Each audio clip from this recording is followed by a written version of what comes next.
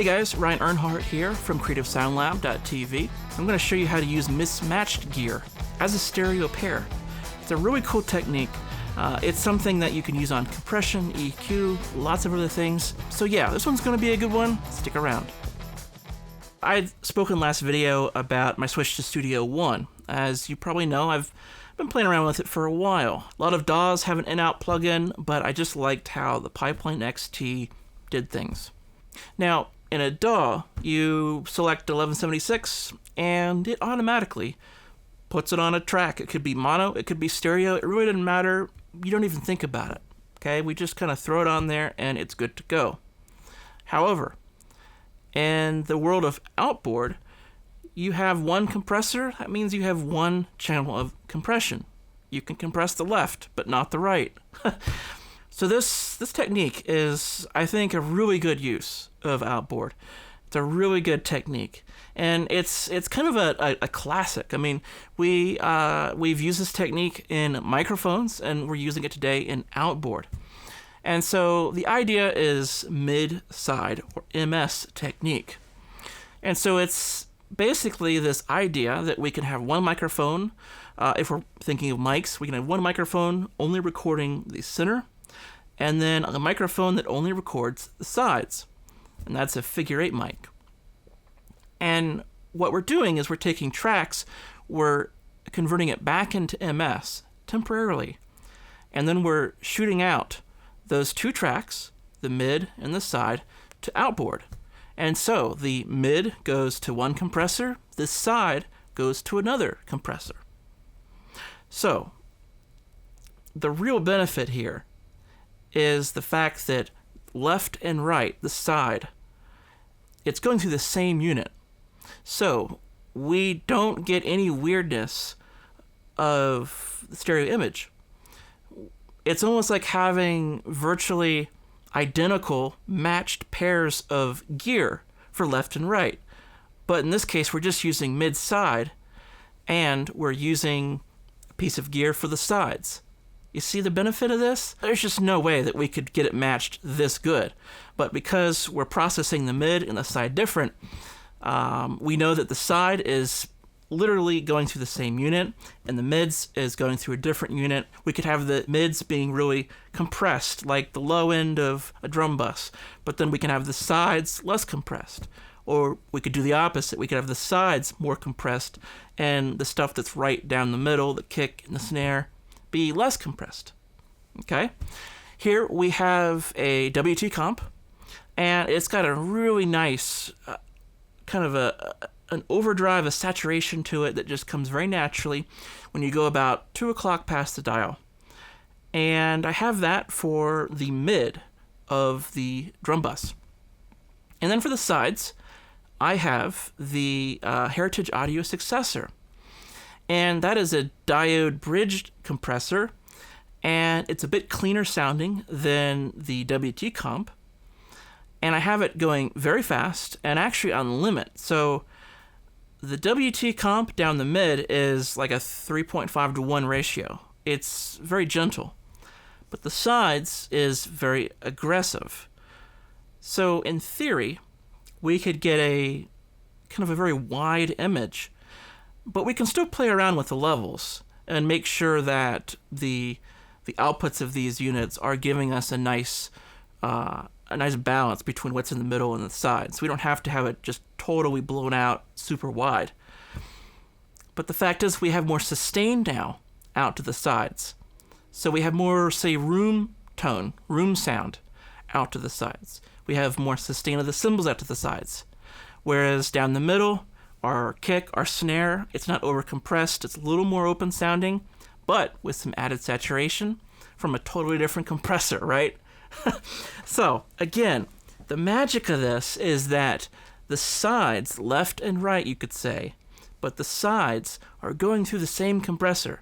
So we literally have, or you could say virtually, a matched pair, a perfect matched pair.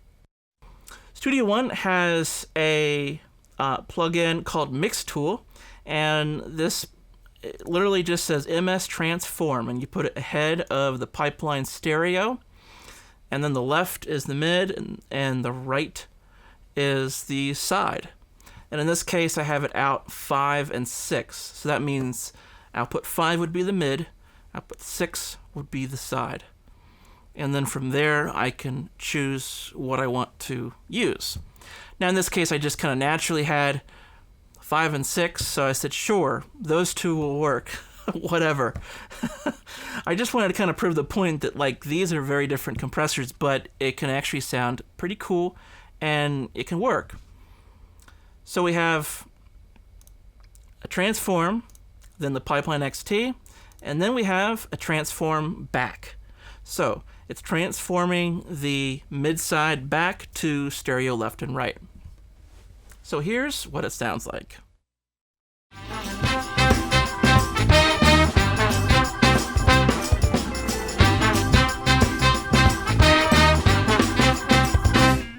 No, you won't forget Montana. Once the sight's been seen, you see your eyes on.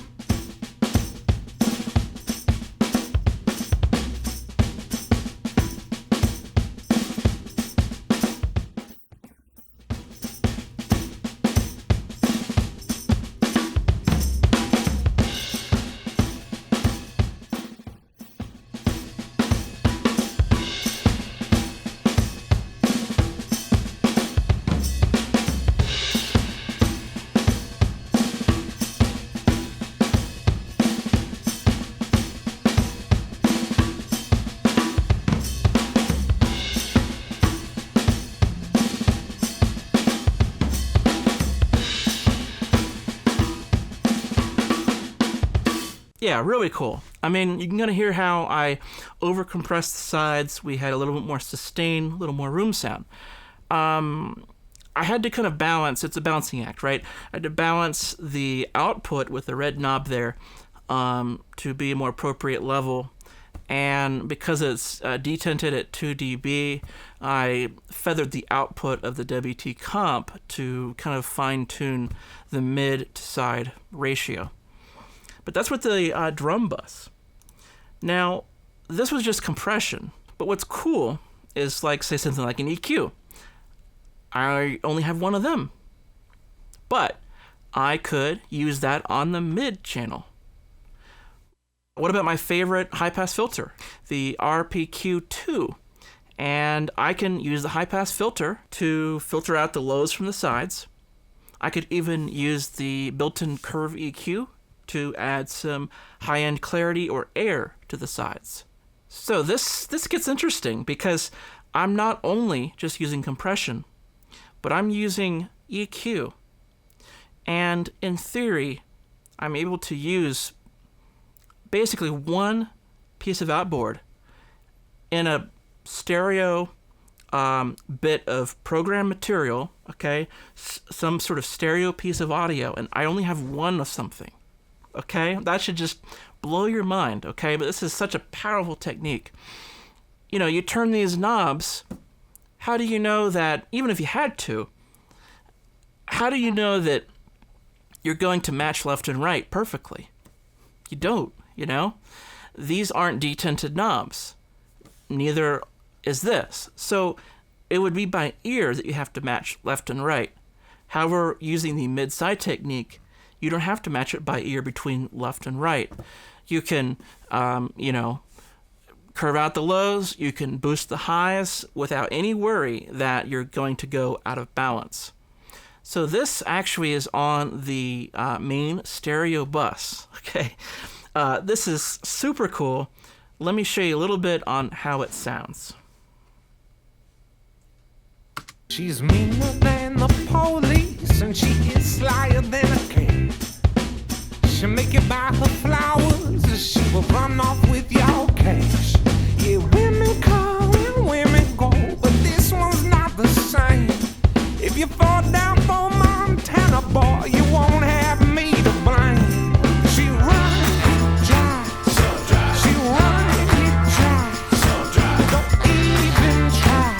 Don't try. Don't even try. Don't try. She runs, drives, so dry. She runs, drives, so dry. You lose your mind. Don't try. Don't even try.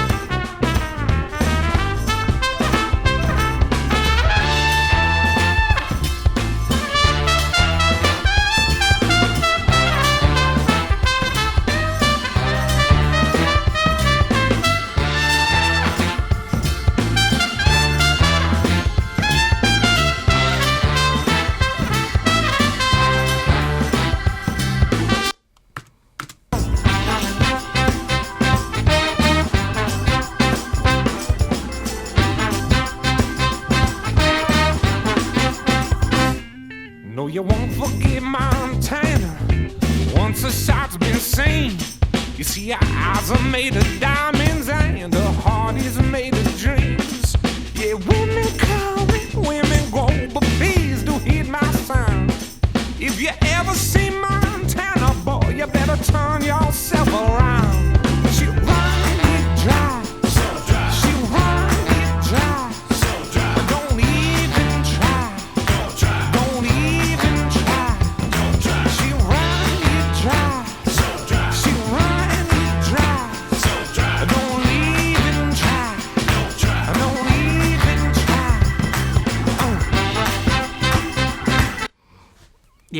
Yeah, super cool. So, I can actually control the level of the vocal with a boost at 3K. I can control the level of the kick drum. I can control the level of even some of the toms and the sides here. Now, these EQs are going into the Heritage Audio successor. I have that marked as stereo bus. This RPQ2 is going via the line input. So it's a preamp designed for ribbon mics by AEA, but great preamp, one of my favorite preamps, but thankfully it has a line input, which actually makes it super useful. So super gentle, 3 dB per octave high pass there. Very, very gentle. The high end is a bit aggressive at times, but really nice for some air. So if you want to monitor what you're doing with this high pass, for example, then you can use a plugin called Manipulator. This is a really cool plugin by Boz Digital Labs, and it's really handy for something like this. If you flip it to mono and flip the polarity of one channel, then essentially what it's doing is it's only playing the sides and it's canceling out what's in the middle. Some plugins will do both of these in the same box, but it doesn't exactly do it in the way that it's helpful. You need to have it so that it creates a mono signal after the polarity flip. Kind of like this this controller here. I can flip the polarity of the left speaker, the right speaker, and I listen in mono. So essentially what this is doing is the same thing that I have here, but you're able to hear it as a part of the recording and as a part of this video. So again, the way that you use this, if you want to hear just the mids, you can just do mono, but if you want to hear just the sides, you can do, you just flip one of the polarity. So yeah, let's check this out. This is really interesting. So this is just the sides.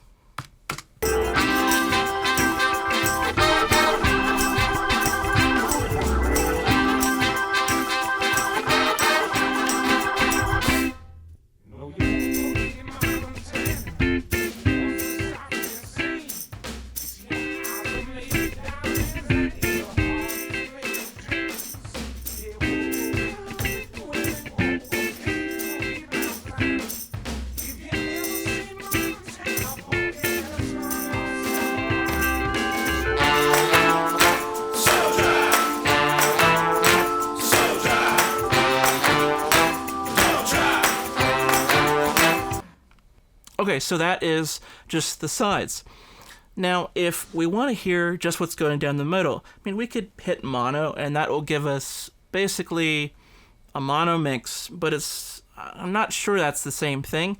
So just to be sure, we can hit mono, and instead of this left-right at -6, we can do left only. Okay, so yeah, I guess we could have done this way too, between left and right, but this should give us only the mid channel because we've already decoded it upstream with the mix tool here, and then now with the Manipulator we're only listening to the left channel. Let's check this out.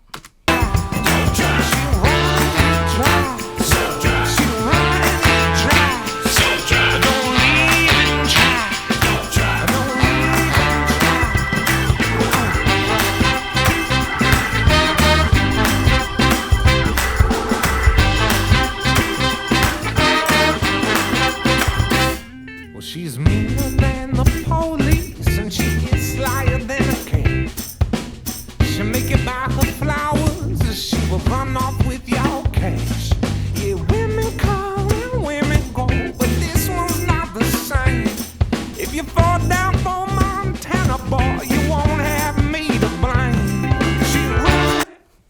yeah, you can see that they're slightly different. I mean, they're close, but it's not actually the mid. Okay, we want to actually hear what the transform is doing. So the signal is transformed into mid side, and this allows us to listen to the left only and hear it out of both speakers. So that's convenient. So this is a lot of fun. I mean, if you have Outboard, great. If you don't, just take this as kind of a concept that you might be able to use later for either microphones or any sort of processing that you do. It could even be guitar pedals that you have. If you want to reamp into those, you could use mid-side to have a matched, between left and right, a balanced stereo image using the mid-side technique. So, I'd love to know what you think of this video. Comment below. Talk to you there.